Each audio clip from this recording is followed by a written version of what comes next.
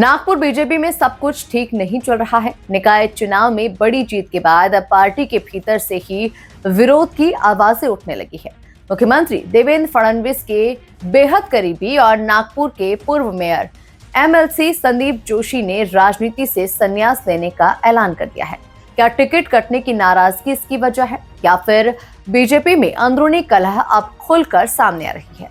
पूरी कहानी जानने के लिए देखें ये रिपोर्ट। नागपुर महानगर पालिका चुनाव में बीजेपी को भले ही बड़ी जीत मिली हो, लेकिन इस जीत के बाद पार्टी के सामने एक नई और गंभीर चुनौती खड़ी हो गई है। टिकट वितरण को लेकर नाराजगी अब खुलकर सामने आने लगी है। इसी कड़ी में नागपुर के पूर्व मेयर और मौजूदा एमएलसी संदीप जोशी ने राजनीति से संन्यास लेने की घोषणा कर दी। संदीप जोशी ने सोशल मीडिया पर एक लंबा पोस्ट लिखते हुए कहा कि उन्होंने ये फैसला काफी सोच विचार करके बाद में लिया। जोशी ने लिखा कि राजनीति उनके लिए हमेशा जनसेवा का माध्यम रही है, न कि पद और प्रतिष्ठा हासिल करने का जरिया।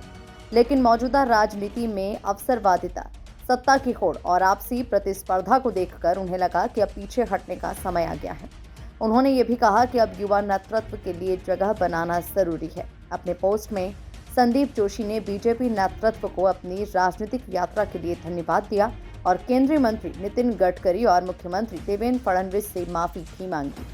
सूत्रों की माने तो हालिया चुनाव में संदीप जोशी के कुछ करीबी नेताओं को टिकट नहीं मिला था, जिससे वो काफी नाराज थे।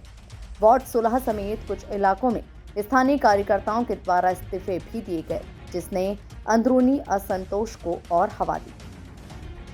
हालांकि बीजेपी नेतृत्व इसे अंदरूनी कलह मानने से इनकार कर रहा है। नागपुर बीजेपी शहर अध्यक्ष दयाशंकर तिवारी ने कहा कि पार्टी में किसी भी तरह की गुटबाजी नहीं है और संदीप जोशी के फैसले पर अंतिम निर्णय प्रदेश कार्यकारिणी लेगी।